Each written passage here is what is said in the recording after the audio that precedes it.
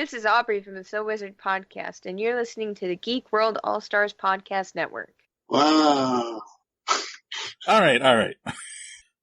We learned something new today, thanks to JD. All right. Oh, that should be the cold open. Okay. Not exactly on top, but sure, why not? Sure. Are we ready now? Are we ever? I don't know. How do I sound? Like John? Yeah. I was hoping for better, but okay, fine. You sound like Ben Affleck. That's even worse. All right. I was going to say Brad Pitt in Once Upon a Time in Hollywood. Getting warmer. Okay. I'm a nice guy. Welcome to the continued podcast adventures of Superhero Speak. But I think many of the people that love this character and that love superheroes in general have used these stories as inspiration to say, you know what, I'm going to do something good in the world. I'm going to make a difference like my hero when I was a kid. That is my fondest memory of it, because when you're doing comic books, you want them to affect people, right? You want people to care. You want to strike emotions. And I knew that Clone Saga was striking a lot of emotions. Can you imagine Pulp Fiction starring Goofy and Mickey Mouse? I can totally imagine that. I'm sure somebody's written that one. Quarter pounder with cheese in France, Mickey? What? Boy, ale with cheese, Mickey. Yeah, I can totally. See? I would watch the hell out of that movie. Yes, I gladly sacrifice that my progeny to you, almighty Marvel beast. But Neil Adams is somewhere going, it's my time. How do you measure success? Hey everyone, you're listening to Superhero Speak. Now I'm your host Dave. And John. And the technically proficient JD. Wow. Yes, you have made something wonderful for us. Woohoo! Now we have something to do. Hey, that means like Prometheus, I came down and bestowed you with fire. Oh, wow, wait, this opens a lot of doors. We'll talk about it later. All right. So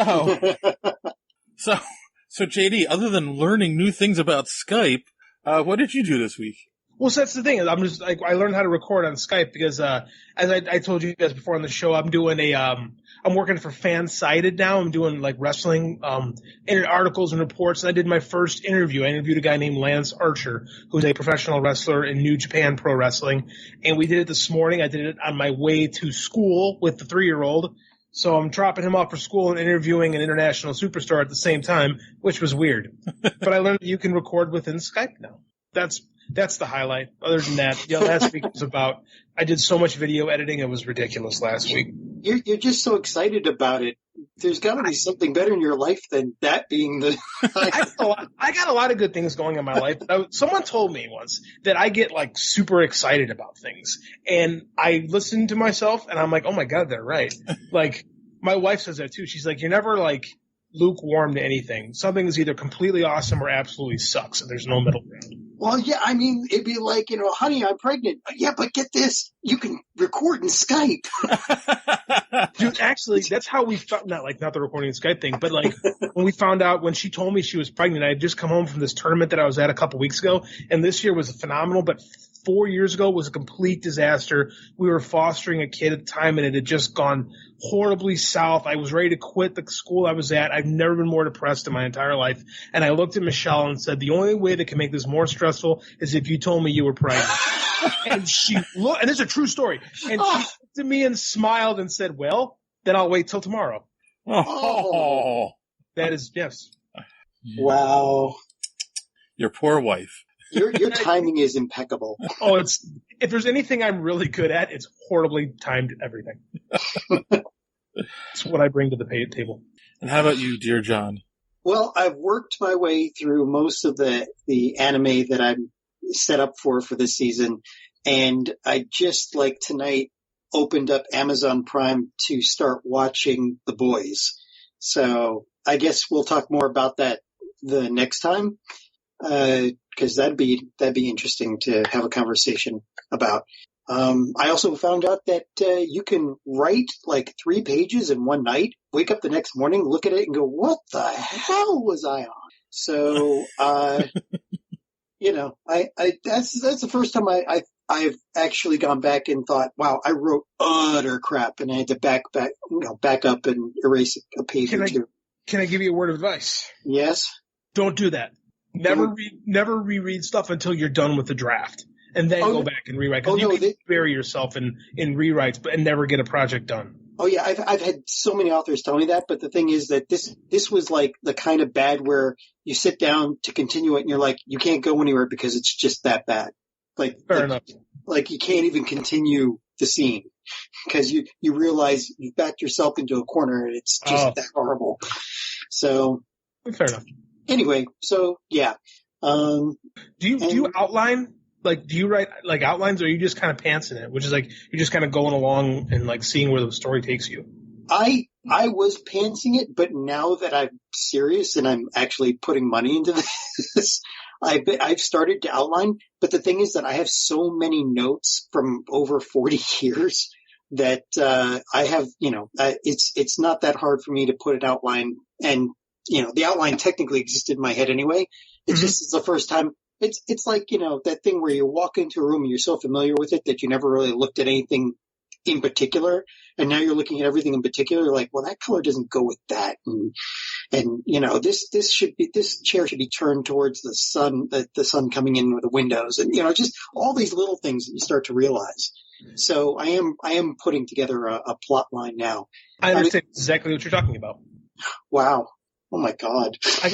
I got something I got a software thing I want to share with you after the show. I don't want to bury the show in writing stuff, but remind me after the show because I got something cool I think can help you. Okay, cool. Excellent. So yeah, yeah. Oh, shoot. There was one thing. Hold on, because I know, JD, how much you love those really long, anime titles. Oh, I love them. Yeah, absolutely. I love Japanese. I love Japanese English. So the last chapter, your favorite one was, that time I got reincarnated as a slime. Yes. Love it. I've got two new ones for you. What's that? Is it wrong to try and pick up girls in a dungeon? Yes, but continue. And if it's for my daughter, I'd even defeat a demon lord. God damn, those are great. Like, I just love how the Japanese use English. Like, this tournament I'm covering for Fansided is called the G1 Climax. It doesn't mean anything, but that's just what it's called. Yeah, well, I mean, these titles are more like literal descriptions of what's going on, except actually not. Is it wrong to try and pick up girls in a dungeon is actually turning out to be a really, really good storyline. And it doesn't have anything to do with picking up girls in a dungeon. Of course it doesn't. Of course it doesn't. I didn't think it did. But that's again, I just love how the Japanese use English. And the other thing is the other one, if it's for my daughter, I'd even defeat a demon lord. I just found out that later on in the manga, and this is a spoiler for anybody's thing, but whatever. They get married in the future, so it's not really his daughter. That's weird. Now, are you saying meet and defeat or eat and defeat? I'd even defeat a demon lord. Even. Oh, I'd even defeat a diamond. Okay. If it's for my daughter, I'd even defeat a demon lord. Oh, I thought you said I'd eat and defeat a diamond. No, that would be much more interesting. Well, I mean, he's marrying his daughter, or there's like loose translation breakdown somewhere. Well, she's not really his daughter, but there is a huge age discrepancy there, and it's, I mean, I guess tentacles are going to be involved at some point. Stuff that this is when you're just experiencing a different culture. Yes. Very much so. So true. So go ahead, Dave. How are you doing? Well, go ahead, follow that. Go ahead. 10 minutes into the show, and JD and John have already derailed. Yes. Well, to start off, people may have noticed in our feed that was released Monday. So today as we're recording, but Monday, there was a bonus episode that popped up out of nowhere. And that is the first crossover podcast from the Geek World All-Stars. So that included yours truly, Beat 'em Down from Cult 45, Anna from the Pop Prism Power podcast, Tiffobot from Fans on Patrol. We also had Joey from So Wizard and 8-Bit Ray from the Gorilla Brain podcast. So we all got together and talked about the Phase 4 stuff for Marvel coming out, and Beat 'em Down had created the Give a Fuckometer from 1 to 5. So we'd start talking about the project, and you'd start by saying, 1 through 5. 5, you were excited for the project, and 1, you're like, you couldn't care less. And it was interesting. So that's available on our feed. You can check out all those podcasts wherever podcasts are available. You guys should listen to it. And I checked out when everybody shit on Loki. Wow. Really? Not checked out, but I just I went. I mentally checked out. So wait, so you're excited for Loki? Hell yeah, man! Tom Hiddleston's the man. Didn't we do this show? I thought we did. Yeah, we did. Well, it's really been slow news wise. So you're not wrong, man. Finding topics this week was a challenge. I know, and we actually Dave. You can check me on this. We've actually run out of interviews to post. No, we haven't. There's a couple more, but what? Shh. What do you mean? Shh. We'll get to them. I'm bad. I know. There are people waiting for those interviews to come out, dude. You don't understand. My whole world is topsy-turvy right now. Which brings me to something else I wanted to discuss. So, of course, we have people who contact us on social media before we talk about Social Media Madness. And we had an author who reached out a while ago on Twitter. Hold on, let me find his name real quick before I get this wrong and embarrass myself even more. Not that hard for you. Andrew Trainer, who is a comic book writer, and he came out with a graphic novel called Blue Fall, and it's available on Amazon. And it's he asked to be on the show a while ago, and we went back and forth, and then just with everything going on in my life, I completely forgot about this. So I wanted to make sure I mentioned him on the show this week. You guys should check out his book on Amazon. And it is the number 2 bestseller in mystery, thriller, suspense. It is the number 3 bestseller in sci-fi graphic novels, and the number 3 bestseller in mystery graphic novel. So those are really good stats on Amazon. Those are coveted spots. Yes. That's impressive. Yes. So guys, go check out his book. And Andrew, if you are listening, we are going to have you on the show very soon. You messaged me today, right before I was coming in to record, and I'm like, crap. So we'll try to have you on next week. The things that happen when you're job hunting. Yes. Yes. And it's just that whole thing of not having a routine yet. I got the job, but I haven't started yet. So I'm not getting up in the morning and working and doing my normal routine. So it's soon though. Speaking of routines. Yeah. Our routine usually starts with social.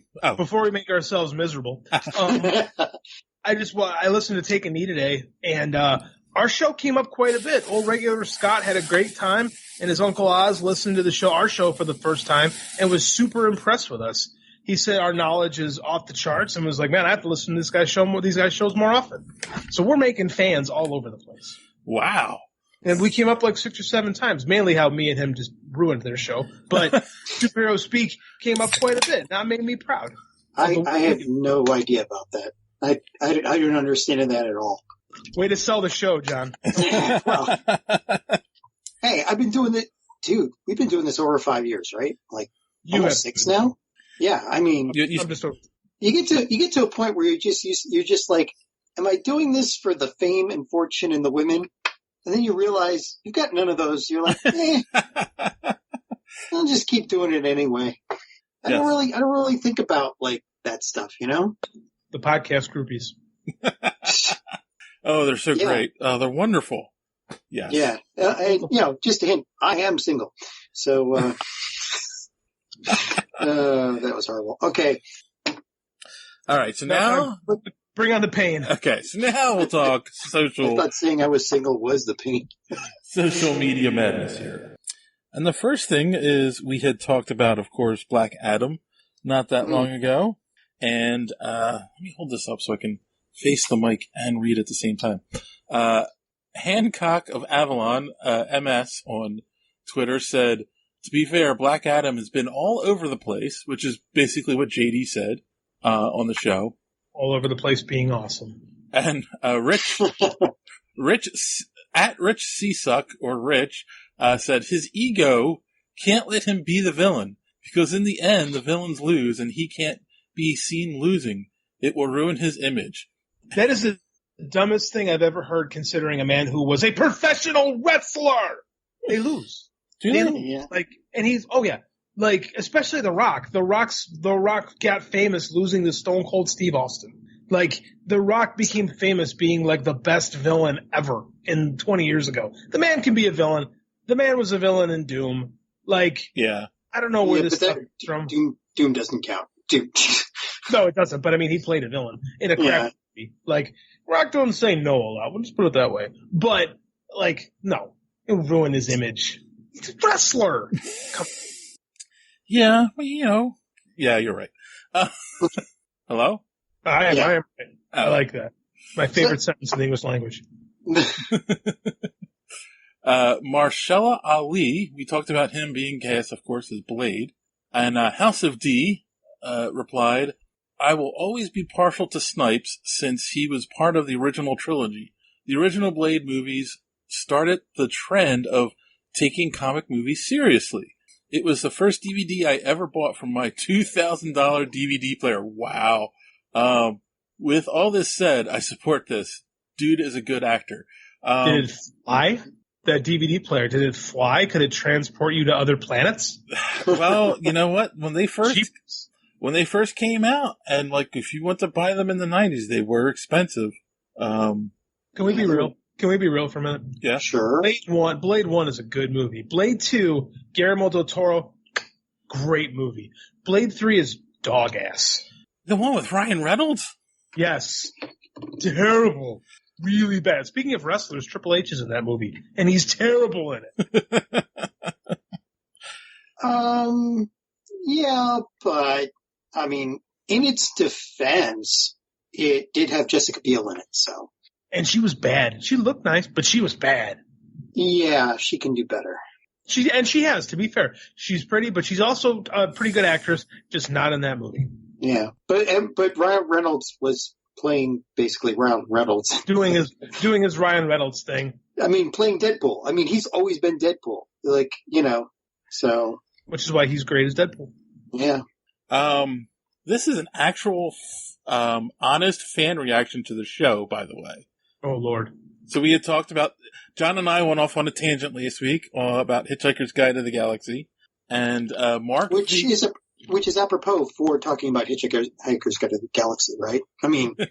Yeah. Obviously neither one of us had a towel at that point. No, we did not. But Mark V said, chaps, Hitchhiker's Guide. The radio version is the best starting point. Now, I've never heard the radio version before. I've heard an episode of that, and he is correct, and I completely forgot about that. And my apologies. Well, I think that's because we're Americans, and just based on the fact that he starts with chaps, I'm going to guess this guy's from the UK. Right. Radio drama is still big over there. They're still doing past Doctor Who's. Yep. Yeah. This is very true. So I'll take his word for it. I will take his word for it too. They even animated an episode of, was it the Second Doctor, for the American audience? They did. Of a radio episode. So yeah, he's right. The radio show was, it was hysterical.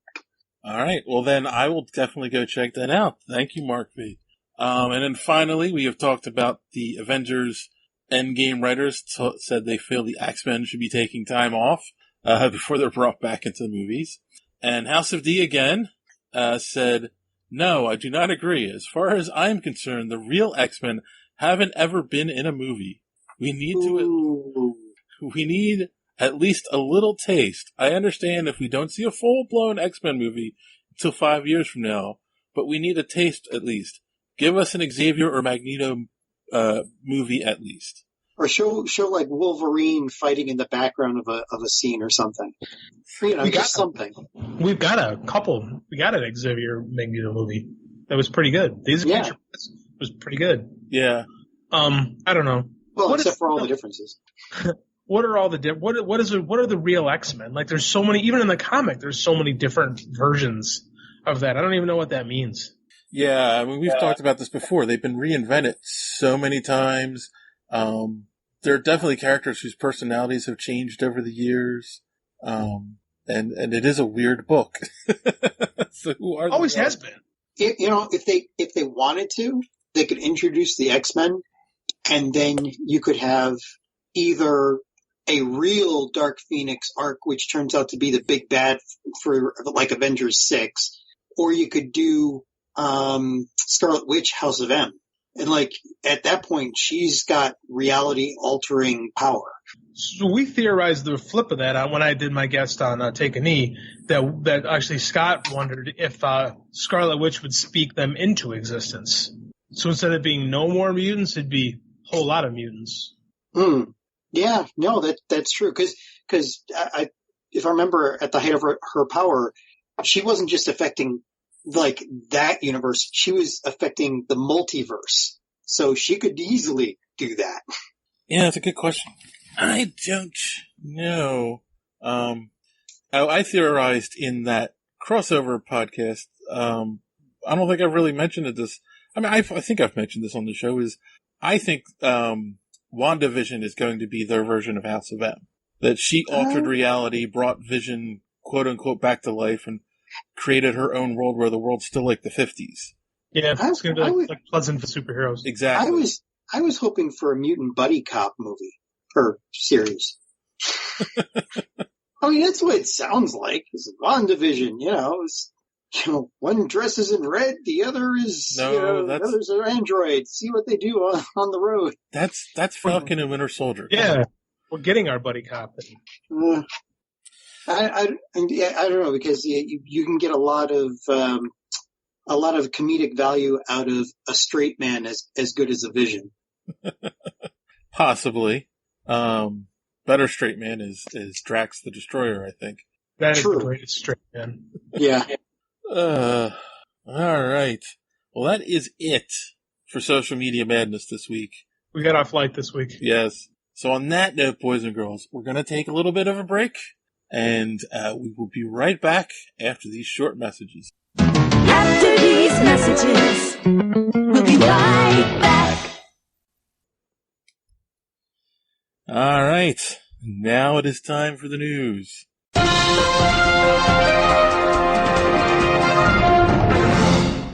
And what a lousy week for news it is. I mean, there's a couple good stories in here, but not much. Marvel has said that, who was it that released this news? I don't remember. That Spidey will be found dead in the comics. Tom Taylor. Yeah, that's what Tom Taylor. He tweeted this out. He said now that Spider-Man Day is done, I'll, I can let you know he'll be found dead. And it's a publicity stunt. They're not killing off Spider-Man. It's Friendly Neighborhood Spider-Man number 12, I think they said, that he'll be found dead in. They did this not that long ago with Lois Lane in Superman. Yes. Yeah. The dead thing's getting a little bit old. Yeah. I don't think it's going to be like an actual death thing. It's going to be like I don't know. I think he's playing it because like Tom Taylor's the guy who wrote Injustice. Mm-hmm. So his brand is the death of superheroes. So I think he's just having fun with what he does. And it looks like it's just going to be a Mary Jane issue, which I'm okay with. I don't know if she's actually going to be Spider-Man in that book. I just like having Mary Jane back. Yes, but what version of Mary Jane are we getting? The current version of Mary Jane. Not the non-wife version, but like the former girlfriend who might be a girlfriend again. I don't know. That's better than nothing. Yeah.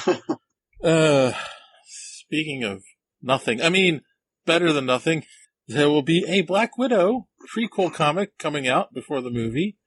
Yeah, when I shared this, I thought Peter David was actually writing the movie. So, this is on me. So this will be written by Peter David, the comic. Are we excited for this? Is this even needed at this point? I mean, I don't know. Do we need a prequel to a prequel? True, but it is Peter David. Yeah, he's got that guy's got we met him, didn't we, Dave? He was at one of the Great Valley Comic Cons. Great Philly Comic Con. Yeah, we interviewed him. We had a nice conversation with him.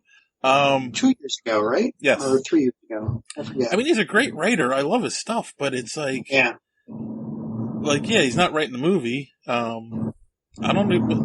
Has he ever written any television or movies since Babylon 5? I don't think so. Yeah. Did Peter David write for Babylon 5 too? Yes. I didn't know that. So yeah, that's so it's a prequel comic. My question is like, does anyone read them? They've been doing this a lot lately. Someone must be. If they wouldn't keep printing them if no one read them. True. And it's not a throwaway because they hired Peter David to write it. True. Yeah, I don't know. I don't know. I'd say people are going to read it. You're going to get both people that want to see a prequel intro to the prequel, and you're going to also get Peter David's fan base. So you're pretty much guaranteed. So it's a good move. I got a good script review from Peter David about 10 years ago for my book Deluge. It was really cool. Why aren't you rich now? Because no one bought it. It won a few awards, but that didn't translate into dollars. Winning awards. Yeah, that makes sense. Yes. So unfortunately, that's what we do with our best authors. Here's an award, and good luck on finding food. I mean, that's a question I have for the audience, though. Like, is anyone reading these prequel comics that they've been putting out? If so, let us know. And are they worth picking up? So speaking of comics and speaking of the devil, apparently Marvel's confirming big plans for Mephisto. They have a trade paperback coming out in December of a bunch of Mephisto stories. And it looks like they have plans for them. Now, when they've done this before, they've introduced these characters into the MCU. So I'm not sure where they're going with this. Can the MCU handle a character like Mephisto? Yeah. Well, why not? They have Doctor Strange. Yeah, basically. and Wanda, and like they're introducing more and more characters that have that level of power. So. Well, and we're getting a Hellstrom, Son of Satan TV show on Hulu. Oh yeah, that's right. I think that, and that's part of the official universe, right? Right. Yeah, these are going to be the shows that are a little too dirty for Disney Plus, but they're aligned with. I think we talked about this last week, but Disney Plus is actually going to be like an extension of Hulu for people that already have Hulu. Right. Yeah. Just to show how in simpatico they are. But if you guys remember when I first did the show when I was a guest, I said my dream project was the Son of Satan. So there's one guy who was like super fired up about this. More excited than the birth of your son? No. Oh, okay, good. Different kind of devil. That's the whole thing, right? Because like Mephisto is like the MCU's devil or Satan or not really. Because the one below all is the actual Satan, supposedly. Well, that's the thing. Is with Marvel, it's kind of been like there are various devils. There are various versions. Like there's hell. And I think that's what this King of Hell thing is that there's like hell is divided. And like there is no true like one devil, but a lot of people who claim the devil, like even the son of Satan, isn't really the son of Satan. He's a son of a demon who calls himself Satan, but probably isn't actually Satan. Well, Mephisto isn't actually Satan either, but a lot of them aspire to be Satan. Yeah, it's not like the DC universe where they actually have brought in the Christian heaven and hell pantheon into the universe. I swear, I thought wasn't there some kind of crossover where it was like the different aspects of evil or whatever, or they did that in DC. Devil. No. This was in Marvel. I thought at one point it was like I thought Hela met Mephisto, or could be, and Lady Death. Like at some point they were together somehow. I forget. Damn it. Might have been, but like Mephisto. I mean, like they said, there's a bunch of there's a bunch of devils. So, I mean, like, they could be doing a war for hell kind of thing. And Mephisto, when used properly, can be pretty cool. When used improperly, he's making trades for a marriage that make no sense. Yes. For reasons. And that's the reason I don't want the character brought in. Okay?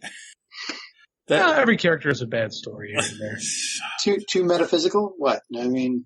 No, he's in the One More Day storyline, he's the representation of the devil that trades Aunt May's life for the marriage, to erase the marriage from existence. Peter and Mary Jane's marriage. Deus Ex Machina. See, I actually was a defender of this story for a long time because I thought it could be a springboard to something cool. They never sprung. They just used it to be like, oh, we did it. It's done. Oh. Yeah, it's pretty shitty. All right. So this next story, JD sent me. I included it, and then I saw a headline after I included in the email that confirms what Tom Hardy did is true. So Tom Hardy jumped the gun on revealing who's directing Venom 2. He had posted a picture of Andy Serkis on his Instagram and then deleted it shortly after that. But it has come out that Andy Serkis is directing Venom 2. I still have no interest in Venom 2. But good for Andy Serkis. None at all? So Gollum is going to direct Venom 2? Is this his first directing gig? I don't know. Oh, look at us being all prepared. I mean, I think he's directed a lot of the mocap stuff in a lot of the movies he's been in. Yeah. But, hang on. It's a race. Who can get to IMDb first? Andy Serkis. Venom 2, Mowgli, Legend of the Jungle, The Ruins of Empires, and Breathe. Those are his 4 directors. Okay. I know nothing of that. Yeah. And Mowgli, Legend of the Jungle was not really... Is that a direct-to-video? No. Netflix. Oh, was it? Direct-to-video. That's what it says. The poster is a big Netflix thing. I don't think it's a sequel to the Jon Favreau Jungle Book. Okay. Oh, it was done in 2018, though. I mean, it kind of so probably it's either out or it's out on Netflix. It looks like it's a Netflix original. I don't know if there's a lot of, which I guess is the point. It's going to be Venom versus Carnage. So I bet there's going to be a ton of mocap stuff done. Right. So it makes sense. That guy. I mean, he's probably the most experienced mocap actor in Hollywood. So yeah. I don't know. I make sure, why not? I mean, every actor wants to direct. There is no way they can do Carnage without rated R. It's probably going to be rated R. It better be, because they whiffed on the last one. I mean, wasn't Venom? What was Venom rated? Venom was like PG-13. Yes, it was. Yeah, because they had, I think they had actually done all of the graphics and everything for him biting people's heads off, and then they just took it out. So they got to steer it. They got Woody Harrelson playing old, what's his name? Cletus Cassidy. Yes. Thank you. Yeah. It's interesting casting. Interesting. That's the word.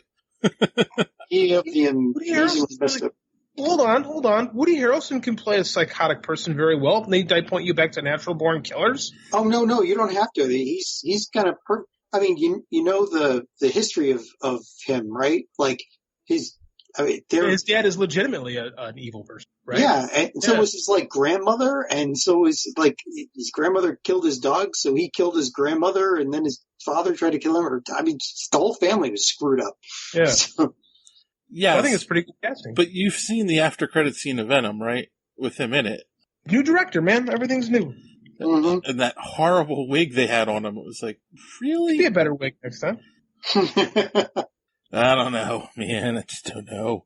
All right. It's Sony. They'll find a way to screw it up, but, all right. So, our next story is kind of interesting when you read something like this. So we all know they killed off the Netflix shows. They've disavowed all knowledge of them. But Mike Coulter has come out and said he's not done with the character of Luke Cage yet. Well, he says he's open to it. I mean... Yeah, he's open to it. He wants to try to explore the character more. Basically, maybe finish off the cliffhanger where he was evil. He wants to finish off the story that where they ended from season 2. Of course, it's up to Disney now and Marvel if they want to continue and bring him in. But then, how do you do that without bringing in the rest of those characters with those actors? You just ignore it. You don't bring in the rest of the actors. You just bring in Luke Cage. Yeah. Or just bring in Daredevil. Or, pretend they never did an Iron Fist. Treat him like you treat, what's his name? Edgar Norton.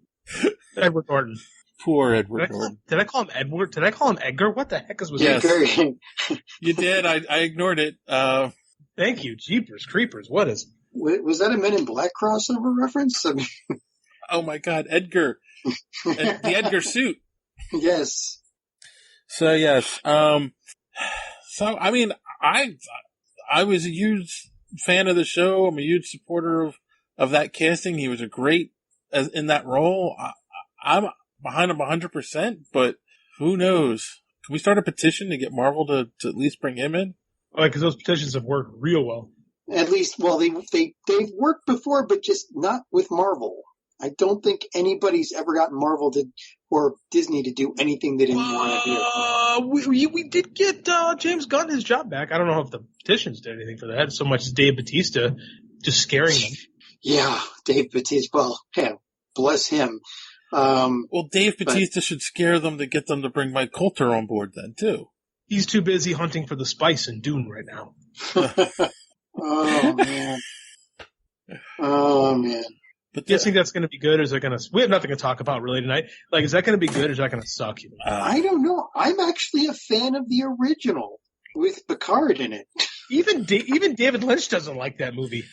I know, but I mean, well, it was the first one I saw. I actually saw that before I read the books. Fair enough. But, it was stylistic. That's all I can say. Stylistic. Yeah. That's code for... it looked pretty, but there was no substance to it. Well, no, there was some substance to it too. I think, I mean, personally, I can't attest to this because I just don't do that kind of thing, but, you would probably be really interesting if you were high. High enough. There you go. Are you high enough? What's so funny because David Lynch movies, if there's anything they have is like substance, like you don't know what the substance is, but there's substance. Yeah, exactly. But yeah, no, I mean, I thought it was fine. So, and there was a second one too, and I remember watching most of that, but there's the thing. I've seen that one, the Sci-Fi Channel one, right? Right. But there's the thing. I don't remember most of that, but I remember the movie. It's the guy that made the new Blade Runner movie, so it's going to look awesome. True. But again, I don't know. Yeah. Are you going to care about the story at all? I have no idea. I don't know. I really don't. Did you guys read Dune? Yeah, I did.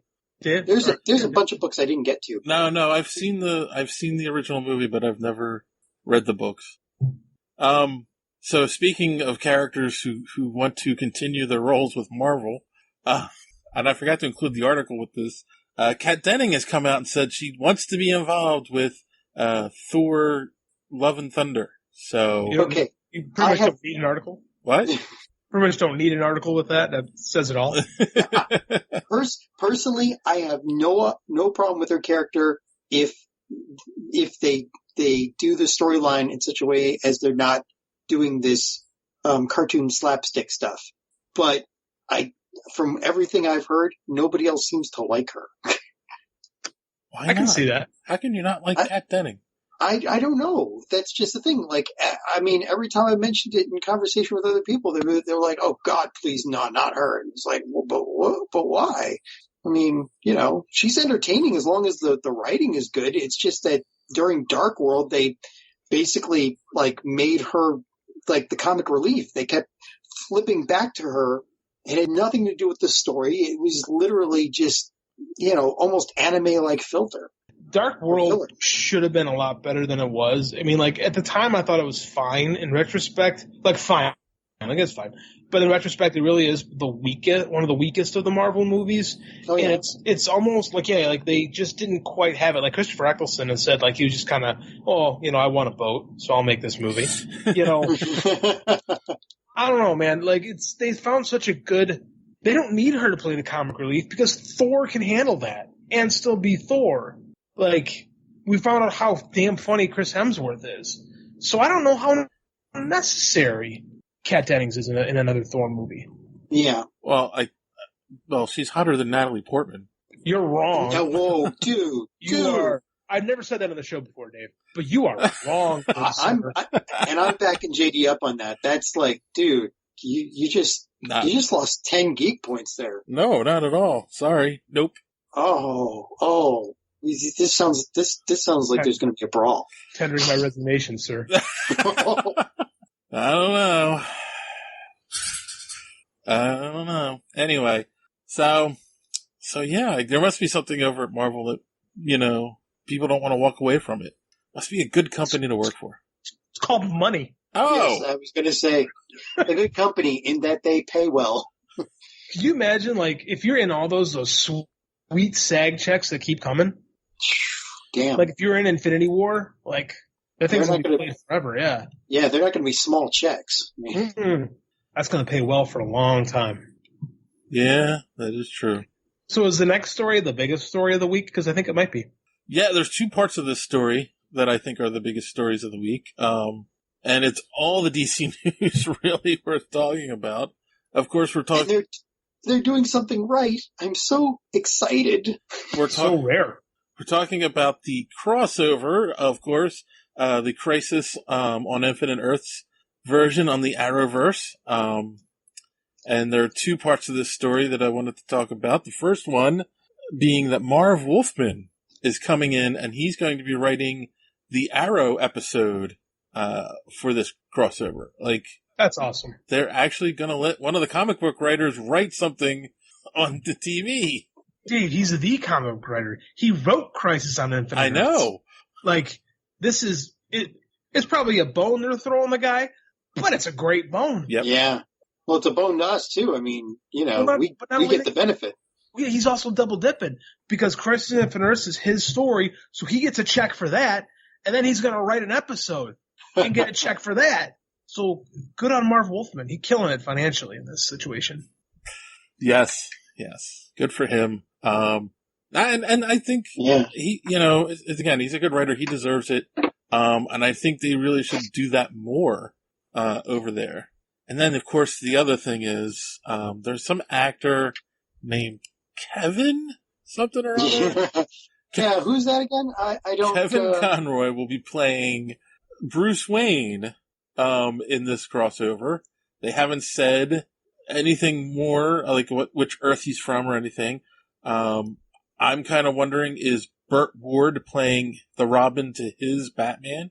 I don't know if that makes sense. I think that he's probably older than Kevin Conroy. Yeah, I don't know that they're going to make him Robin. I don't even know. I mean, Burt Ward's been a good sport about it, but I don't think he's going to play Robin. He's probably just, cameoing, maybe. So here's my question. Is Kevin Conroy going to play the Bruce Wayne in a Terry McGinnis backdoor? Oh, God, that would be fucking awesome. Damn. To extend the Greek mythos comment that you brought in, JD, at the beginning with Prometheus, I'm going to say this feels like Sisyphus, whatever. Yeah. Sisyphus. Sisyphus, right. Oh my God. And I was really good at that. Right. Sisyphus, saw move the boulder up to the top of the mountain, took one look at it, stood aside, and now this boulder is just rolling downhill, gaining speed, gaining momentum. And it just seems like a lot of people want to be involved with this now. I'll second that. That's not where I thought you were going to go with that analogy, but it actually worked. I think I will say, they're pretty good at, at least the DC television stuff, bringing in older actors and letting them cameo and be involved with things. Here's an interesting thought. So when we recently interviewed Kevin Conroy, one of the questions, one of the things I pointed out and talked about is he's probably the most well-known actor, one of the, who played the role. Yet, since he's just the voice, he's never actually worn the costume. Do you think he wears the costume in this?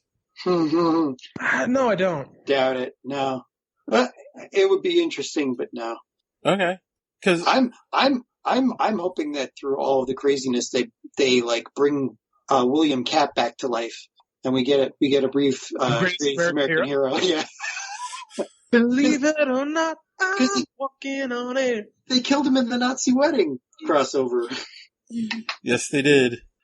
That's awesome. Not that the Nazis killed him, but that they brought him in. No, I thought, what if they do the Kingdom Come Batman with Kevin Conroy? Because he's kind of older and frail looking. Like, I think he might look ridiculous in an actual bat suit, but in a robot bat suit? Oh, yeah. Yeah, that's what I was thinking. Oh, man. Jeez. This is awesome. Yeah, like, yeah. I mean, are you guys caught up with all of the series? No, God, no. Not for I'm 4 years behind. No, I'm 1 year behind, but I did watch the crossover last year because that's the main thing. Is I watched the crossovers and I watched a good chunk of Arrow from last season. But yeah, my son keeps yelling at me because he's like, "You know they're coming back on soon. You got to at least watch Flash." So, and he waits till they're on Netflix and then he just binges them. So yeah, he's yelling at me because I haven't watched them yet. It's the best way to consume anything. Well, but I'm only 5 episodes behind. I've got to finish them off before this new season starts. I didn't see the end of Arrow, and I know that's got one of the bigger reveals. Yeah. But this whole thing is just, and now it's saying that they're bringing Black Lightning into the DC universe. That's just this is gotta get those ratings up, man. I know, but this is just candy. And Black Lightning is one of the best out of all of them, really. Yes. It's one of the best written. Yeah, I'll agree to that. So, this is, as a geek, you're just sitting there going, holy crap, you're going to have Supergirl, Batwoman, The Flash, Arrow, 5 different Supermen, Black Lightning, Kevin Conroy. How can you not want to see this? There's just no way. I even want to say, I haven't watched those shows in a long time, but because it's Crisis on Infinite Earths, because of all this, I think I'm going to have to watch it. Aha. So the hype is working. It is. Honestly, it's totally working. And I'm cynical when it comes to these things. Yeah. I wonder if they'll bring back the Flash. Oh, shoot. What's his name? Why did my brain just go, Jake Eric? Yeah, Jake Eric. Or no, Flash from the universe that we saw in the last crossover. And Flash? Which one? John Fox? From the 90s. What's his name? John Wesley Shipp. John Wesley Shipp. Yeah, your friend. Right. So, yeah, I'm wondering if they'll bring him back in for another cameo. I don't know, because he also plays the Jake Eric Flash, so. Yeah, so they could have play 2. I'll take 2 paychecks, please. Oh, he would do it. He would also not talk to me about it on the show. No, of course not, because apparently he really doesn't like you. Every time I bring up the subject, he stops returning, text messages. Mm-hmm. I don't know why. I don't know. And he doesn't listen, clearly, so it's not like I'm burying my friend, but he's just not interested in doing a podcast. And I don't know why. Because we would just praise him up and down. Yes. Maybe that's it. I don't know. Maybe we should tell him that we'll roast him. Have you told him some of the other people we've interviewed? I never even get that far. But we didn't roast them. No. So we roasted that one guy that one time. I thought that was after we turned off the mics. Okay. Yeah, no, he's just I don't know, man. Every time I try, it's just hey, man, would you be interested? Nothing. Not a thing. I don't know why. I guess, but to be fair, he doesn't do anybody else's either. So it might just be a thing where he's just not interested in doing interviews and stuff like that. Well, that's fair. That's fair. I wonder if he did a real bad interview once and it just soured him on it. Maybe. I don't know. Maybe he just disappointed me that I kind of let my independent film career die. It needed to die, quite frankly. There you go. Tell him if he does it, you'll do an independent film with him. Screw you. See, now that's the kind of attitude that might get him on here. Got him hired. I don't know, man. Like I said, it disappoints me, but at the same time, he's a super nice guy, and I'm really happy that he's found success again. Doing these characters again. So I know you're not listening, John, but I appreciate you. All right. Well, let's move on to other news because we don't have anything else for DC. So Nickelodeon is going to have a Star Trek cartoon, and it's a completely new concept. And just like that, you lost me. And it's the idea is it's a group of teenagers who find a derelict starship and take it and go on adventures in outer space. Yep. And to be quite honest with you, I am way more excited about this idea than I am about watching Picard. So I remember watching Nickelodeon specifically when I was a kid in the 80s, and they would do reruns of the old Star Trek cartoon show. I'm guessing it was probably from the 70s. Mm-hmm. Yeah. Now, I'm going to set this trap and walk away. Where does that show fall in the continuity scale? It doesn't. Okay. No, it counts. It's canon.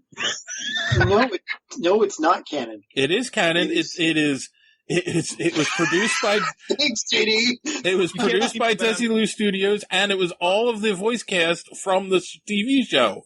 The Master of Puppets works again. Dance puppets. It is considered canon. All of those cartoons are considered canon. So would this be a new continuity, an old continuity, a separate continuity? It'd have to be a separate because they had stuff like those belts that would instantly give them space, the membrane spacesuit thing, and that never showed up on any other of the shows. So, I mean, there was stuff that they introduced in that I remember that just had no bearing on the real shows whatsoever. Anyway. What do you think? Okay, what do you think, man? Are we positive or negative on this new cartoon? Well, no, I'm kind of, I don't know. I'd have to see it, but just to let you know, because I am the research guy here. Apparently this is leaving a bad taste in my mouth. Apparently, it was canon for the first 15 years after it aired, and then it was decanonized by Roddenberry after the first season of Star Trek: The Next Generation. That is such a DC move; it's ridiculous. I know it is, but again, it didn't fit. It didn't fit in the show anyway because they introduced technology that was never shown on the show or the movies. So the show, the new show is being produced by Kevin and Dan Hegman, who, of course, we all know gave us the Lego Movie. Oh yeah. Well, as long as it's the Lego Movie and not the Lego Movie 2, because that didn't do so well. No, it was the Lego Movie. They also did Trolls. Trolls? Oh, you're talking about the cartoon, not the movie. Yes. Oh, Troll 2 is like the worst horror movie ever made. Yeah. Exactly. No, the cartoon movie with what's his face? Oh my god! I can't think of the act. It's a singer who's like one of the. Yeah, no, I only know Elton of John. I only know of Trolls because my niece's daughter watches it all the time. Oh. So yes. Okay.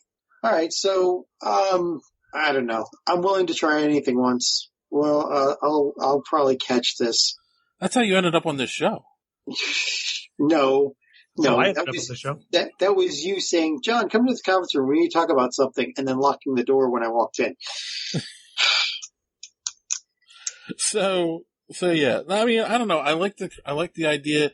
It's funny because a lot of fans, I want to say, when Deep Space Nine was ending and we knew that Voyager was going to come to an end, a lot of fans wanted them to do a Starfleet Academy show, like have a young crew and have like different students you can follow around, and you can move the cast in and out by having people graduate and whatnot. And they already had something like that. It's called Jace of Star Command, also from the 70s. But anyway, but no, they ended up giving us Enterprise, which another show that spit in the face of canon. And then at the end, it was like, it didn't canon. It was all holographic simulation. So yeah, so that's why I'm kind of interested in this. Like kids taking over a starship, and yeah, you can say it's side canon. It doesn't affect anything going on in the main Star Trek universe at all. It doesn't matter what time frame it takes place in either, because it's just a totally separate story. Unless somebody does a snap and then they have to decanonize it because they don't want to use that. So, I mean, I think it's a good idea. I think it gives them a lot of freedom for a cartoon, That's another problem, too. When they make cartoons based on movies and, like, you go and watch the next movie in the series and nothing that happened in the cartoon affects what happens in the movie. Yeah. But, I mean, it's Nickelodeon. And the premise sounds like it's just going to be one of those fantasy adventures. Has nothing really to do with the actual, TV shows or anything. Because, come on, the premise, prima facie, the premise is kind of off its rocker. Yeah, a couple of kids find a starship. Okay. And they know how to operate it. How? I mean, unless they go dark with it, which they're not because it's Nickelodeon, it's not gonna really, it's gonna be a basic, really, really basic kids show, not like grown up kids. There are plenty of episodes of the Next Generation that proved you could just tell the computer to do stuff and it would fly the ship basically. So, yeah, I could believe a bunch of kids could figure it out. Hey, kids figure out how to use technology before I do anymore. My kids, Dude, my 3-year-old can operate an iPad that makes my wife infuriated. But he's really good at it. So on the subject of cartoons, and you mentioned something before me think of this. You talked about cartoons that like existed between sequels and had no bearing whatsoever, and my brain immediately went to Ghostbusters. Yeah. Oh, yeah. 80s again. So yesterday, like this weekend, Andy and I are playing in the basement, and we like to do like superhero songs.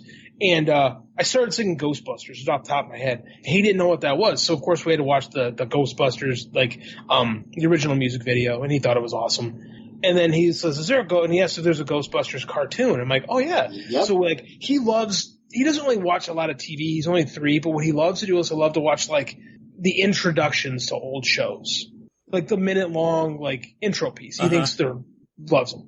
So I put the Ghostbusters one on for him. And he lost his mind. He thought it was so cool. So like on a whim, I went onto Amazon Prime and I downloaded one episode of the 1986 Ghostbusters show, the real Ghostbusters. And I remembered this one in particular, that it was about the boogeyman. And I remember that ABC showed it in prime time. And my mom let me watch it. I remembered it being legitimately scary, but I was also 6. So on a whim, Michelle and I decided, hey, let's just watch one, see if it's any decent. She's like, let's buy the whole season. I'm like, I don't know, man. It's $20. Like, if it sucks, then we're never going to watch it. Let's just watch one episode and see if it's any decent. It was $2 an episode. Dude, it was so good. For a 1980s Saturday morning cartoon show, the writing was fantastic. Well, you know who was in charge of that, J. Michael Straczynski was the showrunner. And I remember reading that because he wrote my college, when I was in college, he wrote the textbook that we used. Mm-hmm. And so I've always been a fan of his work just because of that. And I could not believe how well this show has aged. Yeah. And I was right. This boogeyman was legitimately freaky. And again, Andy wasn't scared. He's like, boogeyman's not real. Like my 3-year-old, reconciled this in his little brain so quick. I was so proud of him. But it was so good. It's astounding and how good. Now I'm not going to watch past that season 1 because I remember as a kid thinking, boy, this show's gotten stupid. Well, there is actually a documentary about that where they interview J. Michael Straczynski and other people from the cast about how the studio kept injecting more and more stupidity. Basically, for some reason, they hired another company to come in and tell J. Michael Straczynski what he should put into the show to make kids like it more. And it was stupid stuff like, okay, now our focus is these kids that are helping the Ghostbusters. And they got rid of, what's her face? Janine. Well, they made her into a different Janine, basically, not the real, not the right Janine, the real one with the, irascible, sarcastic, personality, but they made her a nice Janine. And literally, I think one of the last things that Straczynski did was he wrote an episode where he explained why there were 2 Janines, just to get back at him, I think. So it's funny you mention that because, like, I got down the rabbit hole of these YouTube things, and the pilot for the Real Ghostbusters is just a music video for like the animated. They did an animated music video to the original song, and in that and you could tell they recycled a lot of this thing into the intro piece of the first season. The differences were like the suits were the same color as they were in the movie, not the multiple colors, which made sense. You want to sell toys, you want them as different looking as possible. And Slimer was closer to the Slimer of the movie, more so than the what he became in the cartoon. So I can see that being a student. Oh, we need some of the little kids will like, which I'll tell you, my little boy loves Slimer. Like, just from looking at that intro. He's like, Slimer is awesome. So they knew what they were doing, and I get why those notes came from it. But that show was so good. Like, and I couldn't believe how well, because you watch cartoons, like, I watched a lot of stuff from the 80s, like, on a whim with my wife, and, like, it sucks. Like, He-Man and She-Ra, those shows are just terrible. Oh no, yeah. They're terrible. Just when he changes it, it's awesome. And then the dialogue is just really basic kid stuff. But for the Real Ghostbusters, there were 2 animation series that were doing it. So you can tell the good one was doing it because the animation looks amazing, and it was done the way they did Batman the Animated Series. They started with a black background and then built on top of it. Okay. That's why. Yeah. Yep. That's why some of the episodes look so freaking good. Yeah, that makes complete sense, because it did. Like, I was watching the animation style, and I'm like, man, this looks so different than anything else that was on TV in the mid '80s. Yeah. Like, I mean, people are like, why are we talking about a 30-year-old cartoon? Because it was freaking awesome. That's dude. Yeah. You want to the faceless person that could be listening to the show but might not be like anymore. Yeah, anymore. But I was amazed at how well and how much, quite frankly, better it was than Ghostbusters 2. Well, exactly. Some of those episodes blew it out of the water. Well, you really want to take it down a rabbit hole here. Why did they make that other Ghostbusters cartoon, which was based on that 1975 television show called Ghostbusters? It was a licensing issue. Yeah, the Let's Go Ghostbusters. Yeah, the one with the monkey. Just the one with the monkey. Yes, because that was the original Ghostbusters. I actually went down. Yeah, that was they like Dan Aykroyd had to license that word because there already was a movie called Ghostbusters, and when that movie came out, the Filmation sure jumped on that to crank out a cartoon real fast. Yeah. Yeah, but it was so funny because it was like, I remember as a kid, like, what the heck is this? This isn't Ghostbusters. Where are the proton Slimer, packs? you look hairy now. Well, and I remember they kind of did a play on that with the real Ghostbusters. The pilot episode, the actual first episode is they have to do battle with a group of guys who are trying to, siphon off their name, who aren't, and they had to be like, no, we're the real Ghostbusters. Oh my God, I remember that. It's very much a wink and a nod to, okay, man, they may have come first. Like, this show might have the original stuff, but ours is like the one you know and love. Right. It was really good. Like, if anyone's looking for, like, if anyone digs, like, old animation, is looking for something to watch, man, the original Ghostbusters, like, at least that first season, there's some real gems that are pretty good, even by today's standards. Yeah. It's still kids based, like, you're not going to see blood or anything like that. But I mean, like, as far as good writing goes, it was impressive.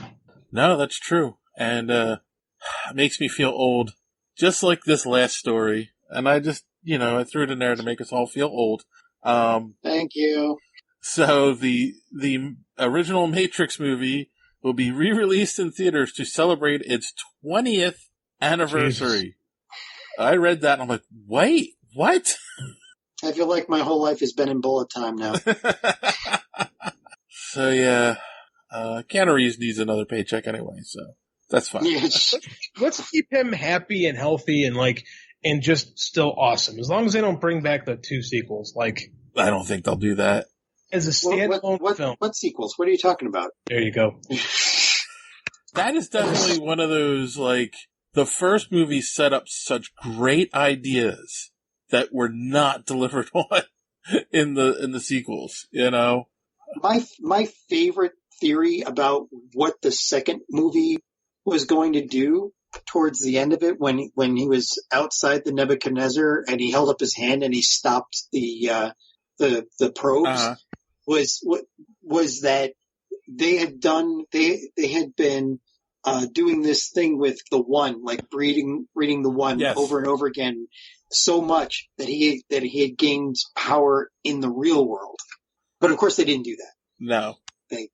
Well, because he had to be Jesus. They had to beat that metaphor to death. In the first one, it's actually subtle and pretty good. By the third one, it's like, I get it. He's on a giant cross. Like, man, The Matrix is really good. Like, that first movie, that's a really good movie. Like, and it became so influential for science fiction for the better part of a generation. Yeah. And you can watch it over and over again. You could. It's just fun to watch. Yeah. I think I watched that movie in college, like, man, probably at least once a month. Like, but I'm not gonna lie, the sequels kind of soured me on it. Yep. That's basically for everybody. And again, what sequels are you talking about? Because I don't know what you're talking about. And that was one of the first movies I went to the theater multiple times to see. You know, and it was just like, wow, this is so different. This is going to change everything. And then, well, it did kind of. I mean, like, there was a ton of influence. Yeah. Like, when you look at look at the sci-fi films from the early aughts, and they all reek of The Matrix. Like, how many dudes are walking around in leather trench coats, or and the bullet time thing. The bullet time, man, bullet time was everywhere. There's a movie called Equilibrium, which is a pretty good little cheapy sci-fi film with Christian Bale. That's a total Matrix, and that's totally like, it's like the dude saw Matrix and was like, yep, I want to make this movie, but different. Like, I don't know, man, it's a good flick. Yeah. And it's only one. There's no sequels. Gotta make John happy. Yeah. It's so weird with the Wachowskis. It's like they've been chasing that film the whole rest of their careers. Like, they peaked so early. And they've had good movies, but it's just like nothing quite on the level of The Matrix. It's almost like Wells. Like, Wells had such a phenomenal film with Citizen Kane right out of the gate that he made good movies afterwards, but nothing ever quite hit that Kane level again. Yeah. I think you can say, I kind of feel like you can say the same thing about M. Night Shyamalan. Yeah. Yeah, actually, that's a good call too. Yep. I think it's a case of, you come out there and you hit a home run your first at bat, and then everybody thinks you know what you're doing. So, like, everyone needs an editor, right? As Jonathan exactly, yeah. We have like great ideas, but you need an outside force, someone you can respect that'll go, hey man, this doesn't really work. And and as a creative, you gotta go, yeah man, you're right. And you get a lot of success early on, and people stop telling that to you. They just think you know what you're doing, or you become, I know what I'm doing, and I'm not listening to anybody else. Yeah. Because it's almost a trope that it's happened so frequently. Because I mean, like, someone should have told the Wachowskis, hey man, this is dumb. Yes. Same with M. Night Shyamalan. It's like, all right, like, Signs is really good, and then they put the last 10 minutes on that kind of throws away the whole rest of the movie. And like The Happening, it's like, oh god, really, the fucking trees are the villain. I was ready to walk out. Oh my god, yeah. Oh man. Well, and then there was Unbreakable. Unbreakable's good. It just wasn't the hit that The Sixth Sense was. I think Unbreakable might actually be a better movie, to be honest with you. But it wasn't like the thriller. Like, the problem with Sixth Sense is it set him up to be the next Hitchcock, and then I think he constantly had to keep trying to out Hitchcock himself. Like, he had to keep building on these twists. Right. And eventually you twist yourself up in a knot. Yes. And that is not good. No. The Village sucked too. Oh my god, don't even get me started on that. Lady in the Water was bad. All right. Terrible. Yeah. Hey, did you see John, you like anime. Do you like Avatar? Like Avatar, The Last Airbender? Oh yeah, no, God, that's basically a classic. It's a work of art. How bad was the movie in comparison? Oh God, that's like taking a shit on a work of art. That was the worst. We've got our episode title, by the way. I don't think that's appropriate. Shitting on art? Shit on a work of art. It's not gonna happen. I was kidding, but. Oh my goodness. Yeah. It's a slow episode, guys. I like that we can just bullshit sometimes. Yeah. Yes. All right. Well, it's like we're in the post Comic-Con hangover. Like, everyone kind of like threw out their like guns blazing, and now there's nothing to talk about. No, there's not. And that's the thing too, right? Because when Marvel didn't go to San Diego, they made announcements afterwards. Bastards. All right. Well, I think there is where we'll put the pin in it for this week. And unless you guys have anything else you want to add? John, I can't stretch this out any further. Oh, okay. Neither can I. Well, then on that note, boys and girls, as always, thanks for listening, and don't let your cape get caught in the door. Have a good week.